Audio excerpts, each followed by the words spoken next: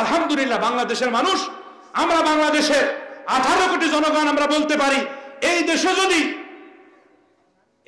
যদি 1 লক্ষ মসজিদ মাদ্রাসা থাকে তাহলে আমরা 1 লক্ষ মসজিদ মাদ্রাসার খাদেম। ঠিক কি ঠিক আমার ভাইরা? যদি 5 লক্ষ মসজিদ মাদ্রাসা থাকে তাহলে আমরা এই দেশের 18 কোটি মানুষ এই 5 লক্ষ মসজিদ মাদ্রাসার খাদেম। ঠিক কি ঠিক আমার ভাইরা? যারা এত মসজিদ এত মাদ্রাসার খাদেম, কিয়ামতের ময়দানে আল্লাহ রাব্বুল ইজ্জতি ওয়াল জালাল ওই মানুষগুলারে বিনা হিসাবে জান্নাতি বানায় দিবে। আমার ভাইরা, আমার বন্ধুরা, এটা হাদিস না, অনেক বুজুর্গর কওল। তিনি বলেছেন কুন আলিমান আও মুতাআল্লিমান আও মুঈনান আও মুহিব্বান ওয়ালা তাকুনিল খামিসু ফাতাহলিক। এই দুনিয়ার মানুষেরা খুব ভালো করে খেয়াল করো, বুজুর্গ অত্যন্ত চমৎকার করে বলেছেন। কেউ কেউ এটাকে হাদিস হিসাবেও বলে থাকে। কোন আলিমান হও, হয় তুমি আলেম হও, হয় তুমি কি হবে? আলেম হবে। আও মুতাআল্লিমান, কিংবা তুমি তালিবুল ইলম হবে, হয় আলেম হবে কিংবা ছাত্র হবে।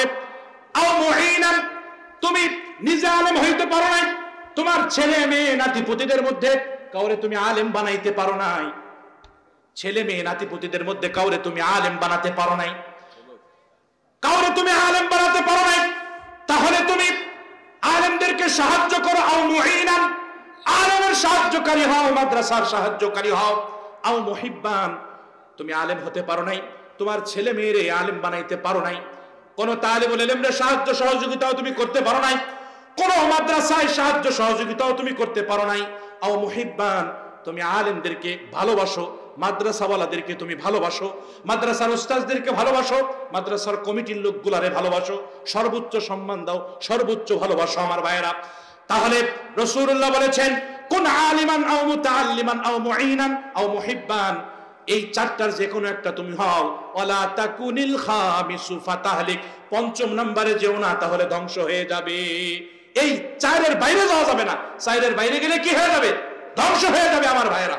এই 4-এর ভিতরে থাকলে আমাদেরকে মাফ করে দিবেন কে?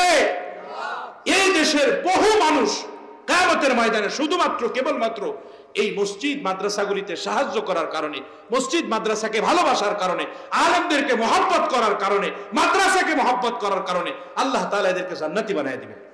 সুবহানাল্লাহ কইলেন না? এইটার কারণে মানুষ জান্নাতি হয়ে যাবে আমার ভাইয়েরা। এজন্য আমার সভাপতি সাহেব, সেক্রেটারি সাহেব, দুইজন আমার দুই পাশে। ঠিক আছে, হ্যাঁ আমার ভাইয়েরা, তো এই মাদ্রাসাগুলি এটা হলো উম্মতের নাজাতের জরিয়া। এই মাদ্রাসাগুলা আপনারা মনে মনে করেন হুজুররা এই জায়গায় কি করে, হুজুররা ছাত্ররা এই জায়গায় কি কাজটা করে, এরা পরের ভাতে বেগুন দেয়। আসে না একদল, কয় না কথা? তাই হুজুরকে কোনো খায় কোনো কাজ নেই। একে তো দেখলাম না একটা প্লেন বানাইছে, কোনোদিন শুনলাম না হুজুররা যে একটা বাস গাড়ি বানাইছে, সাইকেল বানাইছে, মোটরসাইকেল বানাইছে, বিদ্যুৎ তৈরি করছে। এই হুজুরকে খাওয়ায় লাভ কি? এই মাদ্রাসায় টাকা দিয়ে লাভ কি? আমার ভাইয়েরা, আমার বন্ধুরা, আপনি দেখেন হুজুর প্লেন বানায় নাই, বিমান বানায় নাই, কিন্তু আমার ভাইয়েরা, আমার বন্ধুরা, এই রাষ্ট্রকে হেফাজতের জন্য, এই দেশকে হেফাজতের জন্য আমি আপনি শেষ রাত্রে ঘুমায়া থাকি। এই পৃথিবীর মালিক, মহাভূমণ্ডলের মালিক যে আল্লাহ, ওই আল্লাহর কাছে প্রতিদিন শেষ রজনীতে রাত 3টা 3:30 বাজে কওমি মাদ্রাসার বড়ইতলা হালিমাতুল উলুম কওমি মাদ্রাসার এই এতিমখানার ছোট্ট ছোট্ট ছাত্ররা এই শীতের রজনীতে ঠান্ডা পানি দিয়া ওযু কইরে আল্লাহু আকবার, আল্লাহু আকবার মাদ্রাসার জন্য দোয়া করে, মাদ্রাসার কমিটির লোকদের জন্য দোয়া করে, লজিং ওয়ালার জন্য দোয়া করে, এলাকার যত মানুষ মাদ্রাসায় চাউল দেয়, যত মানুষ মাদ্রাসায় ডাউল দেয়, যত মানুষ মাদ্রাসায় অর্থ দান করে, এই পুরো এলাকাবাসীর জন্য এই মাদ্রাসার ছোট্ট ছোট্ট নাবালেগ এই শিশুগুলা দোয়া করতে থাকে। আল্লাহ তাআলা এই তাদের এই দোয়ার বরকতে এই জমিনকে আজ পর্যন্ত সমস্ত বড় বড় ধরনের বিপদ আপদ থেকে আল্লাহ হেফাজত করেছে। ঠিক কি ঠিক না আমার ভাইয়েরা, আমার বন্ধুরা? আপনি একটু পিছনের দিকে তাকায় দেখেন 2020 সালের অবস্থা। সারা পৃথিবীর উন্নত রাষ্ট্রগুলি যখন মুখ থুবড়ে পড়েছিল, ইউরোপ আমেরিকার উন্নত দেশগুলো যখন মাসের পরে মাস তারা ঘর থেকে বের হতে পারতেছিল না, সবকিছু বন্ধ, লাশের পরে লাশের মিছিল, আল্লাহু আকবার, আল্লাহু আকবার। আমাদের পাশের রাষ্ট্র, পার্শ্ববর্তী রাষ্ট্র ইন্ডিয়াতে মানুষের অবস্থা এমন হয়েছে, লাশের পরে লাশ, লাশ দাফন করতে করতে শ্মশানগুলিতে লাশ পোড়াইতে পোড়াতে শ্মশানের কাঠ পর্যন্ত শেষ হয়েছিল। একটা পর্যায়ে আপনারা দেখেছেন পত্র পত্রিকায় এসেছিল, এখনো পর্যন্ত ইউটিউব গুগলে আপনি চার্জ দিয়ে দেখেন আমার ভাইয়েরা, করোনাকালীন সময়ে ইন্ডিয়ার অবস্থা কি হয়েছিল। মায়ের লাশ ছেলে নর্দমার মধ্যে ফেলাইয়া দিয়েছে, মায়ের লাশ ছেলে বাগানের মধ্যে ফেলাইয়া দিয়েছে, বাবার লাশ পুকুরের মধ্যে ফেলাইছে, খালের মধ্যে, বিলের মধ্যে, নদীর মধ্যে বাবার লাশ ফেলাইয়া দিয়েছে। আমার ভাইয়েরা, মানুষের লাশগুলি পোকামাকড় খেয়েছে, সাপ বিচ্ছু খেয়েছে, বাঘ ভাল্লুক আর বানর গুলা, আল্লাহু আকবার আল্লাহু আকবার, কুকুর আর শুকুরেরা মানুষকে কামড়ায় কামড়ায় খেয়েছে। ঠিক কি ঠিক না আমার ভাইয়েরা? চতুষ্পদ প্রাণীর খাদ্য হয়েছিল মানুষের লাশ।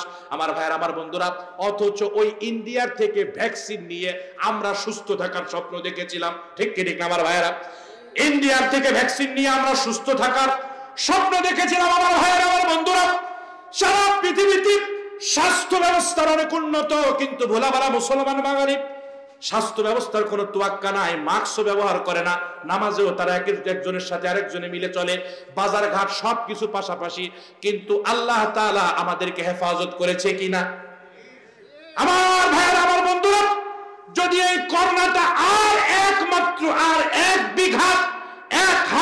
এক বিঘাত পরিমাণ সামনে আগায় আসতো, যদি মানচিত্রটা পেরিয়ে যদি বাংলাদেশের মধ্যে আসতো, তাহলে এই রকম ঘন বসতি, এই রকম চিকিৎসা ভালো চিকিৎসা ছাড়া একটা দেশ, বাংলাদেশের অবস্থা কি হতো বলুন তো আমার ভাইয়েরা?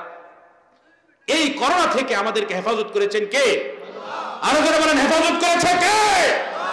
প্রথমবার সরকার, তৎকালীন সরকার, প্রধানমন্ত্রী শেখ হাসিনা বুঝতে ভুল করছে, ওজন্য 6 মাস মাদ্রাসা বন্ধ রাখছে। দেখছে করোনা তো আরো বেড়ে যাচ্ছে। দ্বিতীয় ধাপে যখন করোনা আবার বাড়লো, তখন তৎকালীন ধর্ম প্রতিমন্ত্রী ছিল শেখ আব্দুল্লাহ মিয়া। এই মানুষটা বড় ভালো মানুষ ছিল, ভদ্র মানুষ ছিল।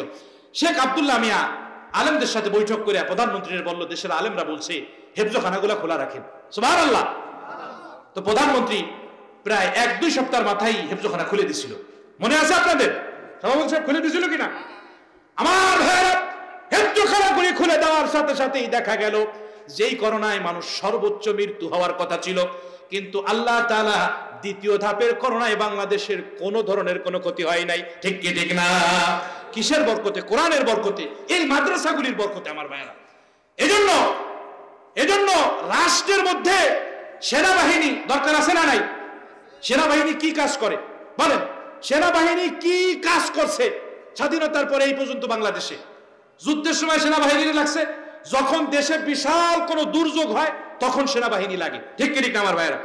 কিন্তু দেশের সর্বোচ্চ বাজেট ঘোষণা করে সরকার সেনাবাহিনীর পিছনে। আমরা দেখি পুলিশ আমাদের কাজে লাগে। কেন পুলিশ কাজে লাগে? এলাকায় যদি মারামারি হয়, এই মারামারি ঠেকানোর জন্য পুলিশ আসে। কেউ চুরি করলে তারে ধরার জন্য মামলা করে পুলিশ আসে। পুলিশ আমাদের কাজে লাগে, সেনাবাহিনী তো কাজে লাগে না। বিশেষ মুহূর্ত আসলে তখন সেনাবাহিনী নামে, মানে 10 বছর